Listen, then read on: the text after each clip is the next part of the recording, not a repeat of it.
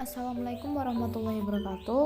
Perkenalkan, nama saya Dika Inka Agustina dari kelas 12 SAPA 1 nama absen 8. Di sini saya akan menjelaskan teori kromatografi. Sejarah kromatografi. Kromatografi ditemukan pertama kali oleh Michael Schmidt, ahli botani dari Rusia pada tahun 1906. Dalam eksperimennya, Schmidt memisahkan pigmen tumbuhan berwarna pada kolom berisi serbuk kalsium karbonat dan dari pekerjaannya muncul istilah kromatografi.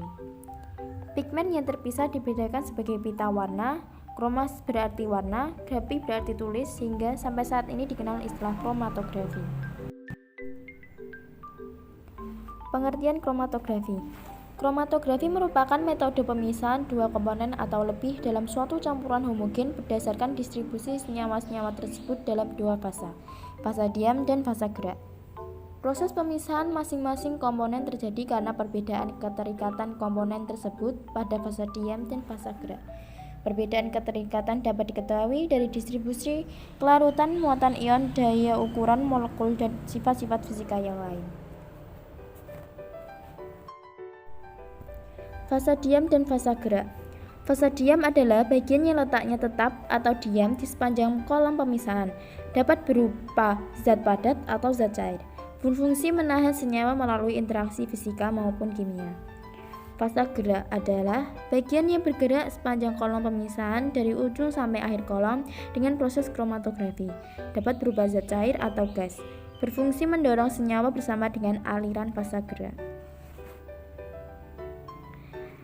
Ilustrasi menghitung jarak tempuh. Di sini kita memiliki suatu kolom, kemudian dimasukkan sampel yang berisi 3 senyawa. Sampel terdiri dari 3 macam senyawa, yaitu kuning, hijau, biru, yang dimasukkan pada ujung kolom dan digerakkan oleh fase gerak yang bergerak dari ujung. Di sepanjang kolom terdapat fase diam yang nanti akan berusaha untuk menahannya, sedangkan fase gerak akan mengalir. Pada saat belum ada fase gerak yang mendorong, maka posisinya sama, waktunya masih 0 menit. Kemudian ketika dialirkan fase gerak, anggaplah garis merah adalah fase gerak. Setelah didorong oleh fase gerak selama 5 menit, ketiga senyawa tampak mulai terpisah. Setelah 10 menit semakin terpisah, biru paling cepat, kuning paling lambat. Setelah 15 menit, proses dihentikan dan ketiga senyawa secara terpisah. Masing-masing senyawa menempuh jarak yang berbeda dengan waktu yang sama. Fase gerak sudah mencapai ujung akhir dari kolom, sedangkan senyawa biru di belakangnya, setelah itu senyawa hijau, dan yang terakhir senyawa kuning. Ketiga senyawa ini menempuh jarak yang berbeda. Faktor retensi yaitu perbandingan jarak tempuh senyawa terhadap pelarutnya. Apabila ada 3 senyawa A, B, dan C, senyawa A bisa dihitung dari jarak tempuh dari senyawa A dibandingkan dengan jarak tempuh pelarutnya atau fase gerak.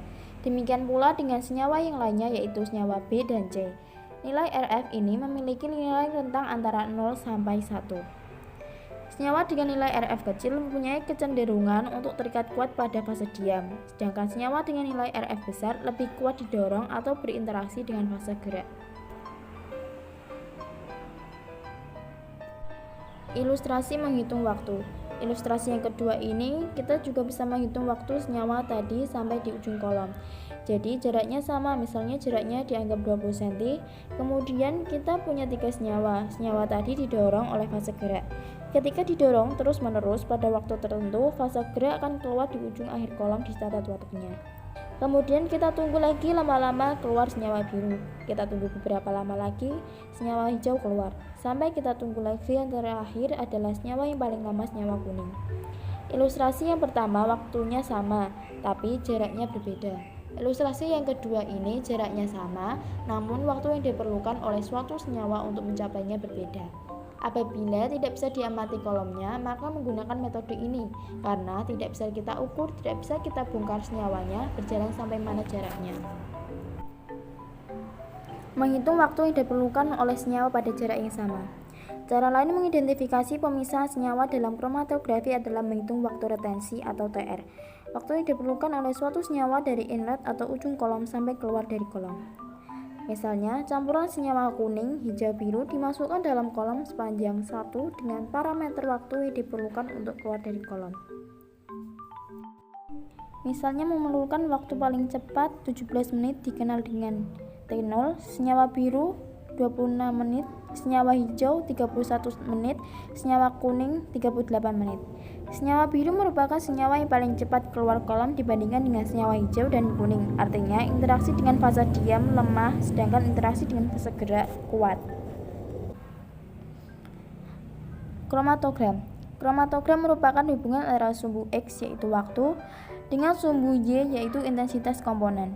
Jumlah puncak menyatakan jumlah komponen terdapat dalam campuran, waktu retensi 1, waktu retensi 2, dan waktu retensi 3. Kuantitas tiap komponen dapat diukur dari luas puncak, makin besar puncak, makin besar kuantitas komponen tersebut. Waktu retensi yaitu waktu yang diperlukan suatu komponen keluar dari kolom setelah terjadi interaksi antara fase diam dan fase gerak. T0 adalah waktu pelarut yang diperlukan fase gerak atau pelarut untuk keluar dari kolom. Beberapa kromatografi tidak menggunakan parameter waktu sebagai sumbu X, namun parameter volume fase gerak.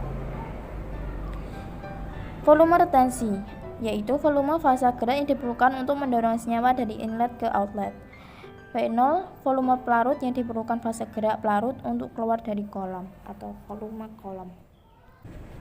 Terima kasih, sekian dari saya. Wassalamualaikum warahmatullahi wabarakatuh.